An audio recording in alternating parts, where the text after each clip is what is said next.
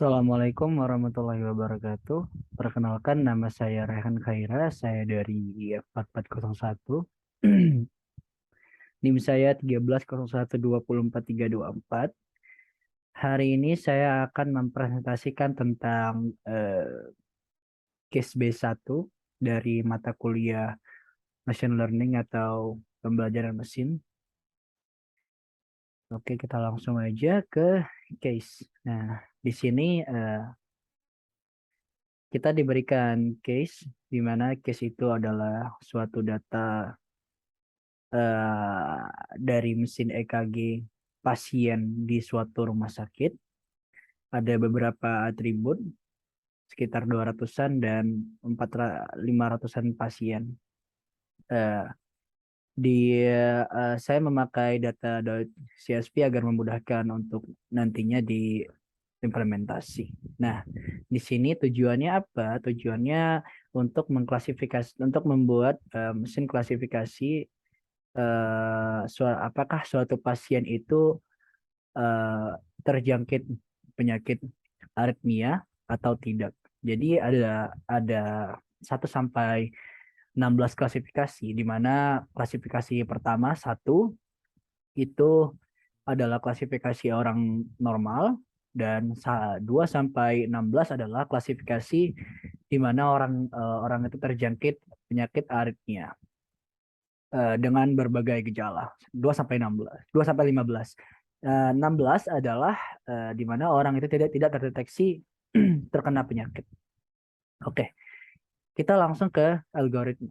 Algoritma yang saya pakai di sini, saya memilih algoritma ANN, di mana algoritma ANN adalah algoritma yang eh, bertranspirasi dari sel saraf otak manusia.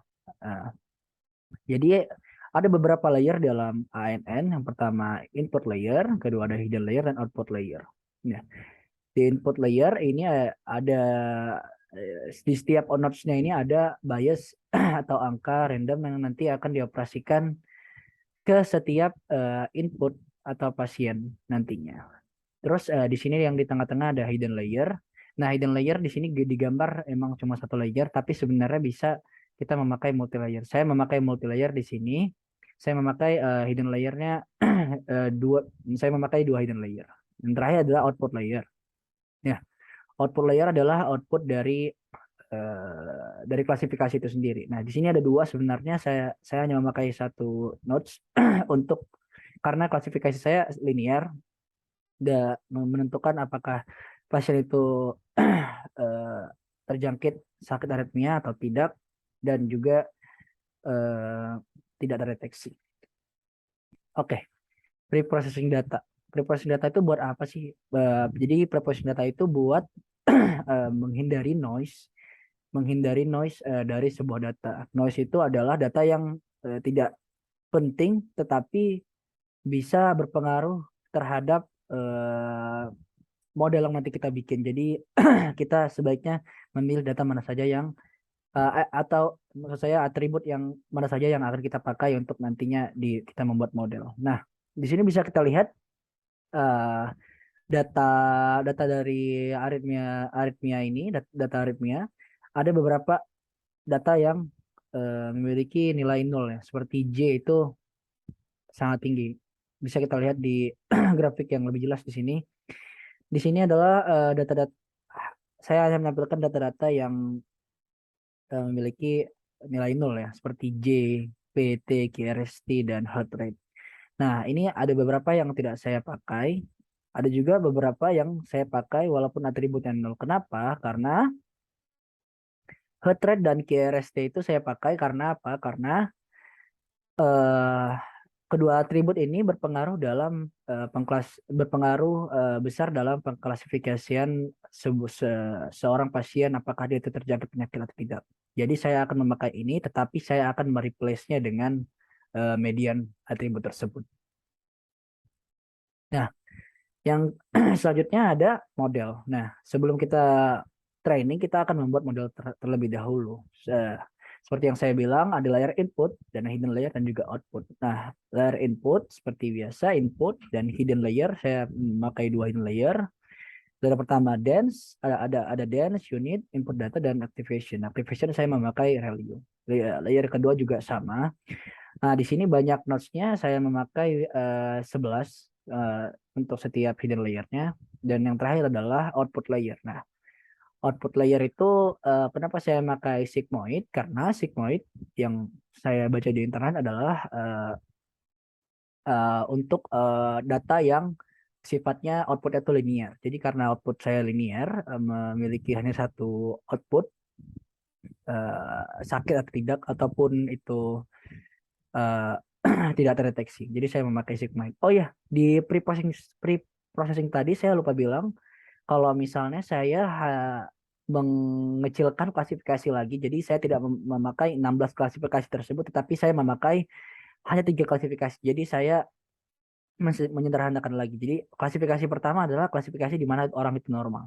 Klasifikasi kedua adalah klasifikasi di mana mereka mereka itu sakit. Itu klasifikasi 2 sampai 16 itu saya replace dengan nomor angka 2. Jadi satu itu normal, dua itu sakit, dan tiga tidak terdeteksi. Others atau others ya kalau di deskripsi data tersebut. Nah, hyperparameter. Jadi hyperparameter itu saya apa ya? Sudah saya bandingkan, saya membandingkan hyperparameter optimizer di sini. Yang paling kiri itu ada optimizer SGD. Nah, di situ masih file akurasi dan akurasinya itu masih gapnya itu masih besar ya, gap antara file akurasi dan akurasi. Terus yang yang kanan atas ini adalah plot maksud saya ya grafik dari optimizer Adam. Itu juga masih terlalu besar, dan yang terakhir ada optimizer Nadam. Nadam. Jadi saya memakai Nadam karena di sini bisa kita lihat file akurasi dan akurasinya itu tidak terlalu besar gapnya. Jadi saya memakai ini gitu. Ini hyperparameter.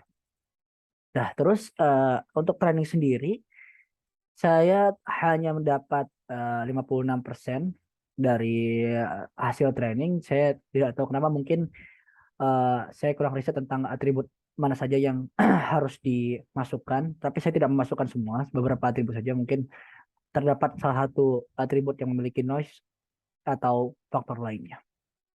Oke, kita langsung ke uh, codingan. Nah, ini codingan saya. Bentar. Nah, yang pertama di sini ada import. Ini import buat library apa saja yang saya pakai untuk membantu saya dalam implementasi. Terus data ini adalah apa membaca data atau data frame di data arithmetic.csv tadi yang saya bilang. Terus saya ada replace null. Ini buat apa? Buat nge-replace tanda tanya, karena di deskripsi eh, data null itu dideskripsikan dengan tanda tanya di data tersebut. Jadi saya mereplace tanda tanya dengan nilai none, karena jika saya ingin mereplace nilai nol dengan median nantinya, maka nanti akan bermasalah karena di default Python itu nol itu nilainya sebagai none gitu. Nah, ini yang saya bilang tadi, untuk mereplace nilai nol tadi saya memakai median dari atribut tersebut gitu. Nah, terus yang saya bilang tadi, saya tidak memakai semua klasifikasi, saya mengecilkan klasifikasinya menjadi hanya 3 klasifikasi saja. Yang pertama klasifikasi normal, dan kedua itu sakit 2 sampai 15, dan yang 16 itu yang ke-16 itu adalah others atau tidak terdeteksi. Ini adalah codingan buat saya yang replace klasifikasi tersebut. Terus ini split data, saya split datanya manual. Ini ya atribut-atribut yang saya pakai, tidak semua atribut yang saya pakai. Atribut-atribut yang saya pakai buat nanti data training. Ini data training, data training, split data training, nanti ini untuk data test gitu. Oke, terus model yang seperti saya bilang tadi, ini ada dance, hidden layer pertama, hidden layer kedua, dan sigmoid seperti yang saya bilang tadi. Terus ada model.compile, ini buat model juga apa saja yang ingin ditampilkan, dan ini adalah proses training. Sini adalah proses training di mana ada epoch ini epochnya 100 gitu. Jadi setiap eh iterasi iterasi hidden layer tuh ada berapa? Ada 100 kali perulangan gitu. Gitu. Terus ada evaluasi. Saya tadi mendapat 56% saja untuk akurasinya. Mungkin tidak sempurna. Dan yang terakhir ada testingnya kita. Jadi ini table buat testing. Oke, mungkin itu sekian dari saya untuk presentasi kali ini. Mohon maaf bila kesalahan. Wassalamualaikum warahmatullahi wabarakatuh.